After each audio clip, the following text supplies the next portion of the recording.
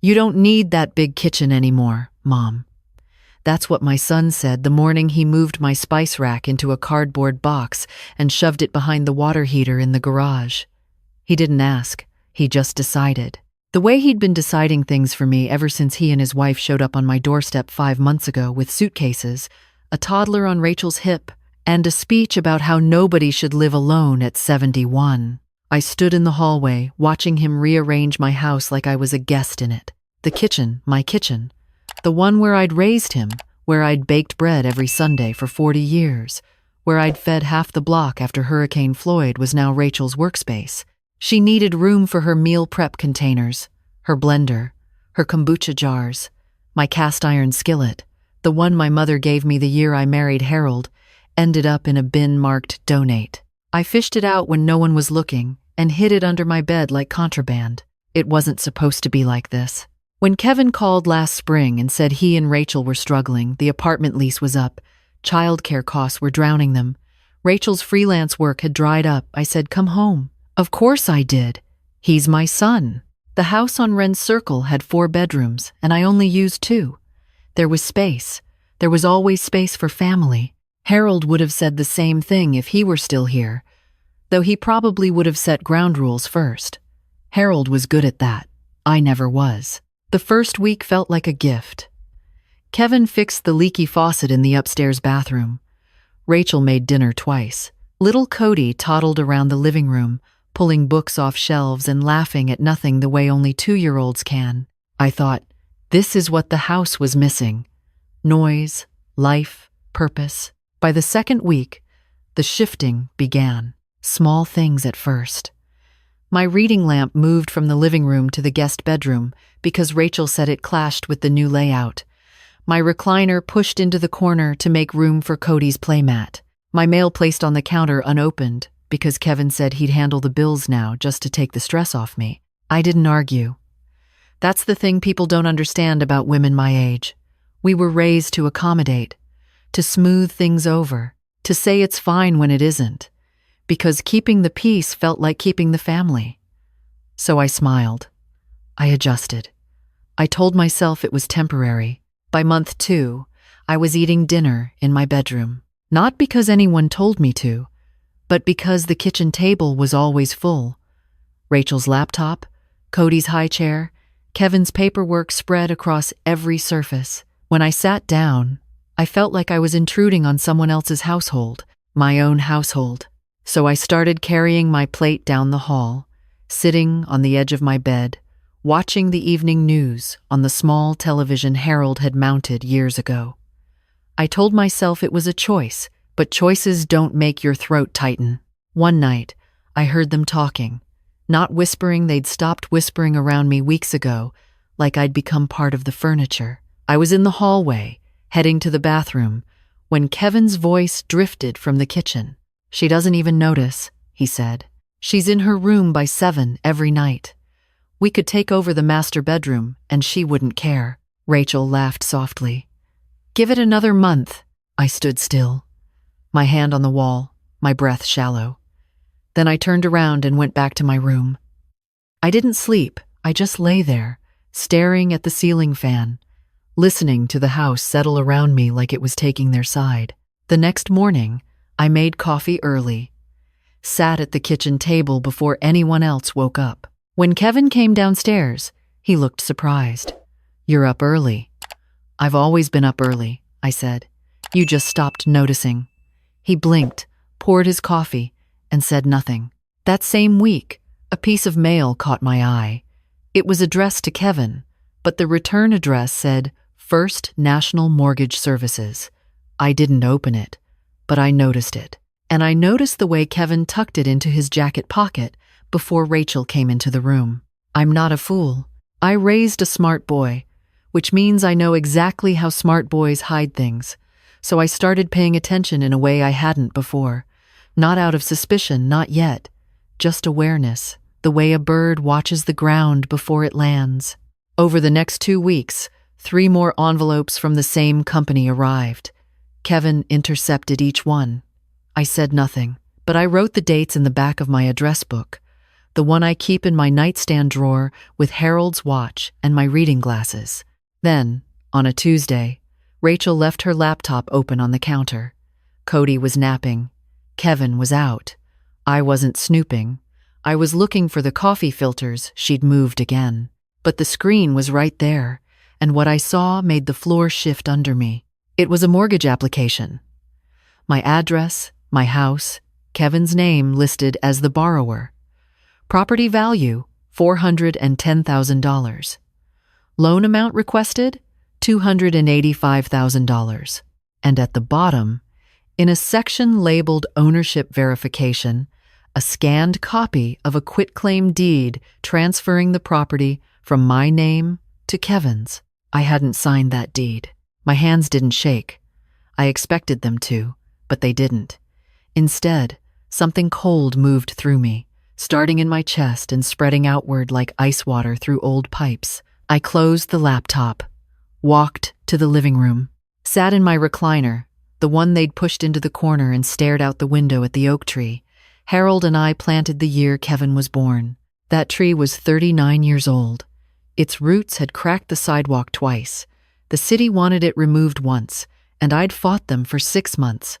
I won. That's the kind of woman I am. I fight quietly, slowly, and I don't stop. I didn't confront Kevin that day, or the next. I needed to think, and thinking takes time when your heart is breaking. Instead, I called my neighbor, Dorothy Price. Dot was 78, sharp as a tack, and the only person on the street who still remembered Harold's laugh. She answered on the first ring. "Helen Margaret Cooper," she said. "I haven't heard from you in weeks. Your boy keeping you locked in that house?" She meant it as a joke. It landed differently now. "I need a favor," I said. "Can you drive me somewhere tomorrow?" She didn't ask where. She just said, 9 o'clock, and hung up. The next morning, I told Kevin I was going for a walk. He barely looked up from his phone. "Don't overdo it, Mom. Your knees, remember? My knees are fine. It's my patience that's wearing thin." He didn't catch it. People rarely do when they've already decided you're harmless. Dot picked me up at the corner. We drove to the county recorder's office downtown. I asked the clerk to pull the deed records for my property. She typed in the address, waited, then turned the screen toward me. The quitclaim deed had been filed 11 days ago. My signature, or something close to it, sat at the bottom, notarized by someone named Trent Holloway, a name I'd never heard. I stared at it for a long time. The clerk asked if I was all right. I told her I was just reading slowly, but inside, something was coming apart and coming together at the same time. The grief of what my son had done and the clarity of what I needed to do next. Dot drove me to the law office of Patricia Reeves, a woman Harold had used for our estate planning 15 years ago. She was retired now, but her partner, a younger woman named Gail Whitford, agreed to see me that afternoon. I sat in her office, hands folded, and told her everything. Gail didn't blink. She didn't gasp or offer pity. She pulled up the county records on her screen, examined the deed, and said, "This signature isn't yours, is it?" "No." "And you didn't authorize anyone to sign on your behalf?" "No." She nodded. "Then we have a problem for your son." "Not for you." Within 48 hours, Gail had filed a fraud report with the county, initiated a deed revocation, and sent a cease and desist to First National Mortgage Services. She also placed a legal hold on the property, which meant no one, not Kevin, not anyone, could sell, transfer, or borrow against it until the matter was resolved. I signed every document she put in front of me. This time, my hands did shake, but not from fear, from something else. Something that felt like waking up after sleeping too long in a room with no windows. When I got home, Kevin was in the kitchen making pasta. "Hey, Mom," he said. "Where'd you go?" "Out." He looked up. "You okay?" "I'm fine. Just remembering who owns this house." He laughed. Nervous, quick, the kind of laugh that doesn't reach the eyes. "What do you mean?" I didn't answer. I walked to my room and closed the door. Let him wonder. Let him sit with it the way I'd been sitting with his betrayal for days. The storm broke 2 mornings later. Kevin was at the kitchen table, his face the color of old chalk, holding a letter. He looked up when I entered. "What did you do?" I poured myself coffee. "Good morning. Mom, what is this?" He held up the cease and desist. "It's a letter from my attorney." "Your attorney? When did you get an attorney?" "Around the same time you forged my signature on a quitclaim deed." The silence that followed was thick enough to choke on. Rachel appeared in the doorway, Cody on her hip. "What's going on?" Kevin didn't answer. He just stared at me like I'd become someone he didn't recognize. Good. Maybe he was finally seeing me. "You went behind my back," he said. I almost laughed. "That's interesting, coming from you. We were trying to help. You were trying to take my house. We were going to pay you back." "With what? A mortgage you took out in my name on a property you stole?" He stood up. "I didn't steal anything. This house is half mine anyway." "No," I said. "This house is entirely mine. Your father left it to me. Not to you. Not to your sister. To me." He clenched his jaw. "You don't understand the financial pressure we're under. I understand perfectly. You're broke. And instead of telling me, you decided to use my home as your personal bank. That's not it is. And you know it." Rachel stepped forward. "Margaret, we never meant." I raised a hand. "Don't. I like you, Rachel. I've always liked you. But don't stand in my kitchen and tell me you didn't know what was happening under my own roof." She went quiet. Cody babbled and reached for the light switch. The only innocent person in the room. Kevin sat back down heavily. "So what now? You destroy us?" "No. I protect myself. I want you out of this house by the end of the month." His eyes widened. "You can't be serious." "I have never been more serious. We have nowhere to go. That is not my problem anymore. You made it my problem when you moved in, and you turned it into a crime when you forged that deed." "Mom, don't call me that right now." It was the first time I'd ever said those words. They tasted like metal and medicine, necessary but bitter. He left the kitchen without another word. Rachel followed, bouncing Cody, her face tight with something between shame and calculation. I stood alone in the silence and drank my coffee. It was lukewarm, but I finished every drop. That evening, I called my daughter, Lisa. She lived in Portland, worked in hospital administration, called once a month, sent flowers on my birthday. We weren't close, not the way I wished, but she was honest. That counted for something. "Mom?" She sounded surprised. It was a Wednesday. I never called on Wednesdays. I told her everything. The move-in, the takeover, the forged deed, the mortgage application, the lawyer. She was quiet for a long time. Then she said, "I'm coming this weekend." "You don't have to. I want to." "Then come." She arrived Saturday morning with a suitcase and a box of pastries from a bakery I'd never heard of. She looked around the house like she was cataloging evidence. "They really moved your spice rack?" I nodded. "And my skillet." Lisa shook her head. "That skillet survived Grandma. 2 moves and a kitchen fire. It can survive Kevin." We sat at the table, my table, cleared of Rachel's things now, and went through the documents together. Lisa read each one carefully, asking questions, making notes. She'd always been the organized one. Harold used to say Lisa got his brain and Kevin got his appetite. "This is bad," she said finally. "Not for you, for him. I know. He could face charges. I know that too. Do you want that?" I looked at her. "I want my house. I want my name on every piece of paper that matters, and I want to stop feeling like a stranger in the place I've lived for 40 years. She reached across the table and squeezed my hand. "Then that's what we'll do." Over the next week, Kevin and Rachel moved out. Not gracefully. There were slammed doors, tight silences, and one ugly phone call where Kevin said I was ruining his family. I told him he'd ruined something first. He hung up. The day they left, I walked through every room. The house was bruised nail holes where they'd hung their art, scuff marks on the hardwood, a stain on the carpet I didn't want to identify. But it was mine. Every crooked floorboard, every drafty window, every memory pressed into the walls like handprints in wet concrete. I put my spice rack back, hung the cast iron skillet on its hook above the stove, moved my recliner to the center of the living room, right where it belonged. Then I sat in it and cried.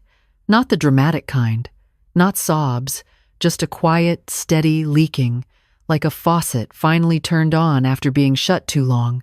Dorothy came over that afternoon with soup and a bottle of wine. She didn't knock, just walked in, set everything down, and sat across from me. "You look terrible," she said. "I feel wonderful," she laughed. "That's how you know it's real." We drank wine and talked until the streetlights came on. About Harold, about her late husband, Frank, about gardens and grandchildren, and the strange ache of being old in a world that treats you like you've already left it. When she stood to go, she paused at the door. "You know," she said, "most people would have let it happen. Let them take it, let them win." I shook my head.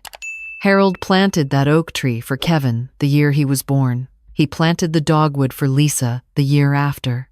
He told me once that a house isn't walls and nails. It's the proof that somebody stayed. Dot nodded. "Then stay, Margaret." "I intend to." The next morning, Gail called with an update. The county had officially voided the fraudulent deed. The mortgage application had been denied and flagged. My name was restored on every document. The house was legally, entirely, and permanently mine. She also mentioned, carefully, that I had grounds to press criminal charges for forgery and attempted fraud. I told her I'd think about it. And I did think about it for 2 full days. I sat in the garden, pulling weeds that had taken over while I wasn't looking, turning soil that had gone hard and gray. The rosemary Harold planted was still alive, barely, leaning sideways like it had lost hope. I propped it up with a small stake and watered it. Sometimes that's all anything needs: support and time. On Thursday, I called Kevin.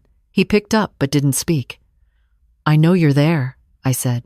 "Yeah, I'm not pressing charges," he exhaled. "But I need you to hear something, and I need you to hear it without arguing. Okay? What you did was not a mistake. A mistake is forgetting to pay a bill. What you did was a choice. You chose to take the one thing I had left and use it like it was yours. And the worst part isn't the forgery or the money. It's that you looked at me every morning, poured your coffee in my kitchen, and never once felt the need to ask." He was quiet for a long time. Then, his voice cracked. "I didn't think you'd notice." That sentence broke something in me. Not because it was cruel, because it was true.